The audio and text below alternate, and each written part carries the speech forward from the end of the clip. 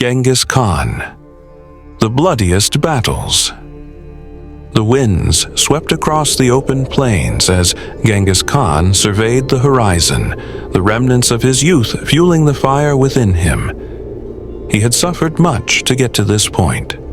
Betrayal, captivity, and the weight of survival in a harsh and unforgiving land. But now, he stood not as the boy Temujin, abandoned and desperate, but as the leader of the Mongols, ready to claim vengeance and carve his name into history. The Tatars' end. It began with the Tatars, the tribe responsible for the poisoning of his father.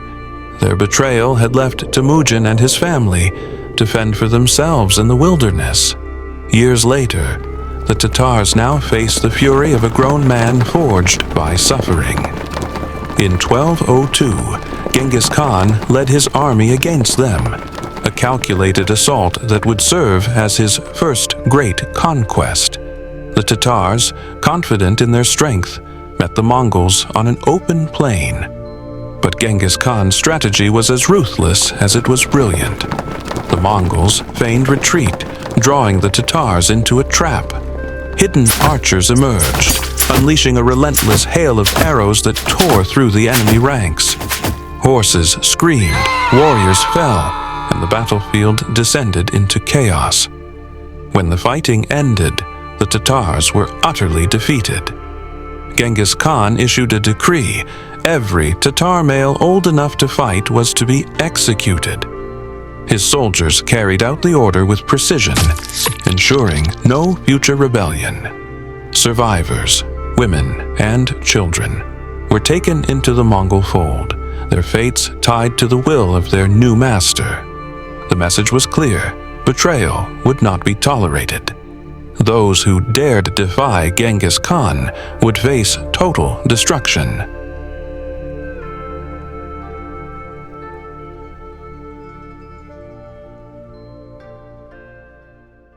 The Siege of Jangdu. Having united the Mongolian tribes, Genghis Khan turned his attention to the wealthy Jinn dynasty of northern China. Their fortified cities and vast riches were too tempting a prize to ignore. In 1215, the Mongols laid siege to Jangdu, the dynasty's capital. The siege was relentless. Mongol engineers constructed siege engines capable of battering the city's towering walls. Day and night, projectiles rained down on the defenders. Inside Jangdu, the people suffered as supplies dwindled. Starvation took hold, forcing families to make impossible choices to survive. After months of bombardment, the city's defenses crumbled. The Mongols stormed in, their disciplined forces overwhelming the panicked defenders. Fires spread rapidly as homes were torched, the flames consuming everything in their path. The streets ran red with blood as the invaders cut down anyone who resisted. Genghis Khan walked through the ruined city, his face unreadable. He ordered the total destruction of Jangdu, ensuring the Jin dynasty would never recover. The survivors, those lucky enough to avoid death, were taken as prisoners, their lives forever changed under Mongol rule.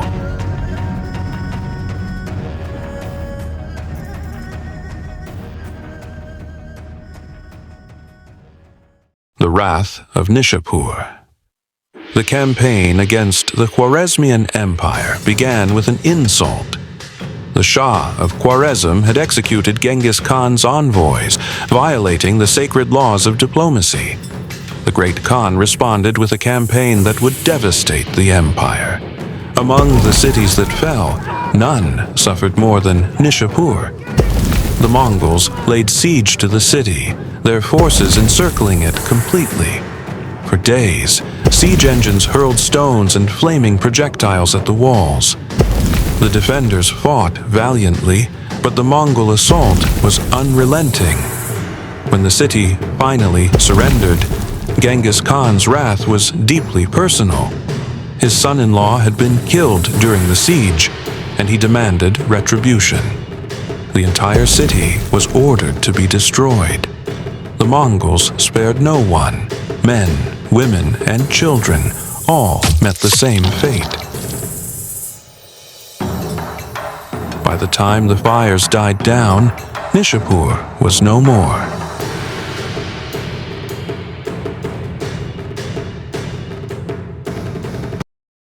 Legacy in blood. Genghis Khan's conquests were unparalleled in their scale and ferocity. By the time of his death in 1227, his empire stretched across Asia, the largest contiguous land empire in history. But his legacy was written in blood and fire. For Genghis Khan, conquest was not just about victory. It was about sending a message. His enemies were left with a stark choice: submit or be annihilated. Yet even in the wake of such devastation, his empire brought new connections between East and West, laying the foundation for trade routes and cultural exchange. The bloodiest battles of Genghis Khan remain etched in history, a testament to his relentless ambition and unyielding will. His story is one of survival turned to dominance, of a man who rose from the ashes of betrayal to become the ruler of the largest empire the world has ever known.